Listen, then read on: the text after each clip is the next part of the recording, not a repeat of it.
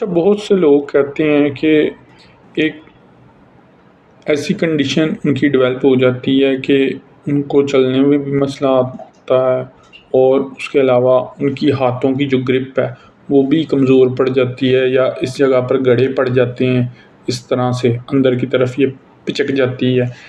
तो ये क्या है? ये कौन-सी बीमारी है? बेसिकली एक बीमारी होती है एमएनडी, मोटर न्यूरॉन डिजीज़। इसमें बेसिकली क्या होता है, जो आपका ब्रेन है और जो आपका स्पाइनल कॉर्ड है, उसमें जो न्यूरॉन्स हैं, वो अफ़ेक्ट होते हैं। वो किस तरह से अफ़ेक्ट होते हैं कि जो सिग्नलिंग का प्रोसेस है, वो सारा अफ़ेक्ट हो जाता है। यानी उसमें क्या होता है कि आप ज़्यादा देर चल नहीं सकते, चलेंगे तो दर्द होगी। इसी तरह अगर आप कोई चीज़ पकड़ना चाहेंगे तो आपसे पकड़ी नहीं जाएगी, आपकी ग्रिप नहीं होगी या आप चुटकी नहीं बजा सकेंगे। इसी तरह और इसमें क्या हो सकता है कि आप फॉर एग्ज़ाम्पल थोड़ा अगर चलते हैं तो मसला है, अगर आप कुछ खाते हैं तो मसला है, आप चबा नहीं पाएँगे, आप निगल नहीं पाएँगे। तो मोटर न्यूरॉन डिज़ीज़ यानी एमएनडी इसे कहते हैं। इसके अलावा इसमें और क्या हो सकता है कि आपकी बॉडी पूरी तरह अफ़ेक्ट होती है, यानी आपके बॉडी में पेन होगी। फिर इसमें एक कंडीशन ये भी होती है, अगर ज़्यादा सवेर हो गई है तो लोगों की गर्दनें झुक जाती हैं इस तरह।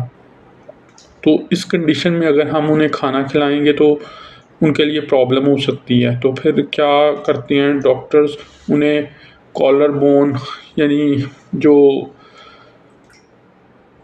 ब्रेसेस हैं नेक के लिए, वो प्रोवाइड कर देते हैं, यानी कॉलर वगैरह रिकमेंड करते हैं।